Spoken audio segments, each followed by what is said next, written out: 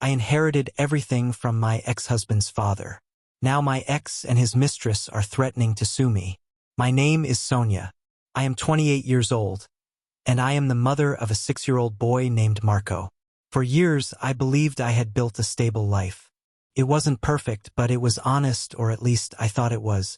I was married to my ex-husband, Aldo, who is now 31, for almost 9 years. We met young, grew up together, and built a family.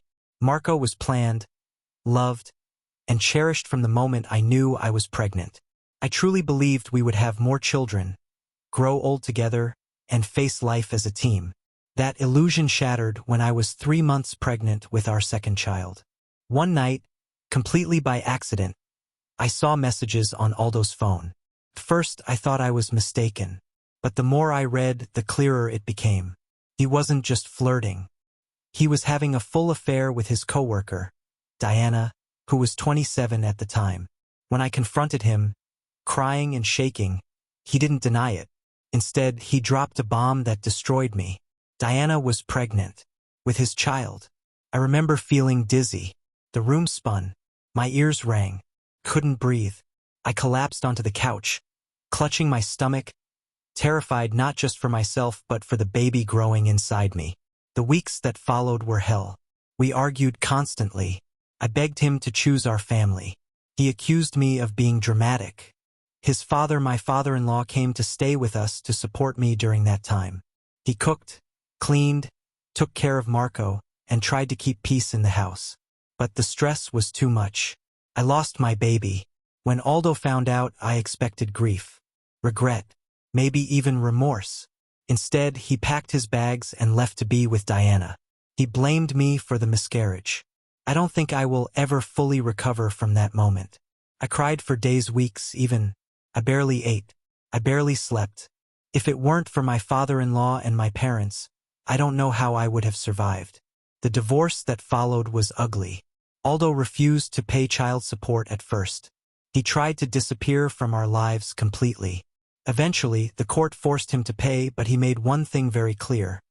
He wanted nothing to do with Marco. He gave up custody willingly. That broke me more than I can explain. Marco asked about his father constantly. I didn't know what to say. Through all of this, my former father-in-law stood by me. You see, our families were connected long before Aldo and I ever dated. My parents and his father were best friends for decades. That's how Aldo and I met in the first place. When my father-in-law learned about Aldo's affair, he was furious. He confronted his son and cut off contact with him completely. When Aldo moved in with Diana and later had a daughter with her, his father refused to acknowledge them. He told me plainly, "You are my daughter. Marco is my grandson. That is all." His family pressured him endlessly to forgive Aldo. They told him blood mattered more than betrayal. But he refused.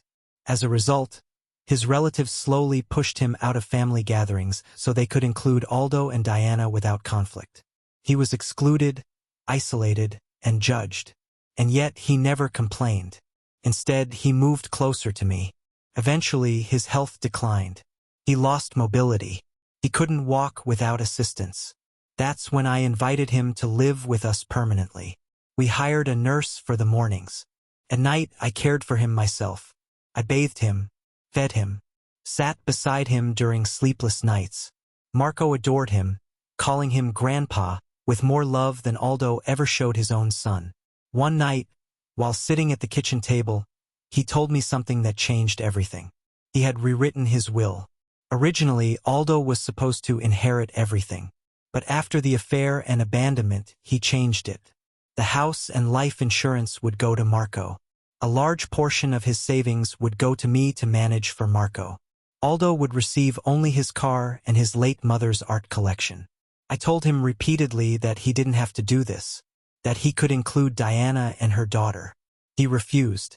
"I only recognize you as my daughter-in-law," he said, "and Marco is my heir." Aldo had no idea. As his health worsened, Aldo never called, never visited. Not once until I begged him after a medical emergency. When he finally came, he brought Diana with him. The visit was cold, awkward, hollow. Later, I overheard Diana laughing on the phone outside, talking about how Aldo would inherit everything and how she planned to remodel the house once it was theirs. That's when I understood the truth. They didn't care about him. They cared about the inheritance. I said nothing. I protected my father-in-law's peace. A week later, he passed away.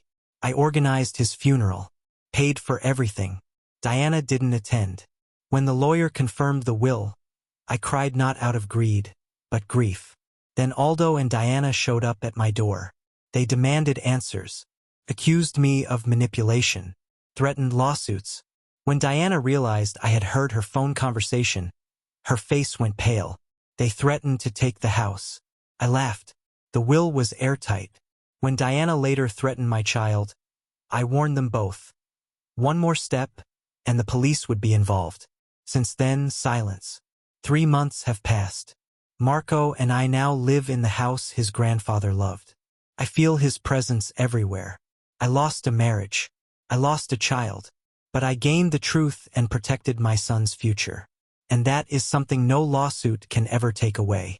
Let me know what you think in the comments, and if you enjoyed the story, don't forget to like and subscribe.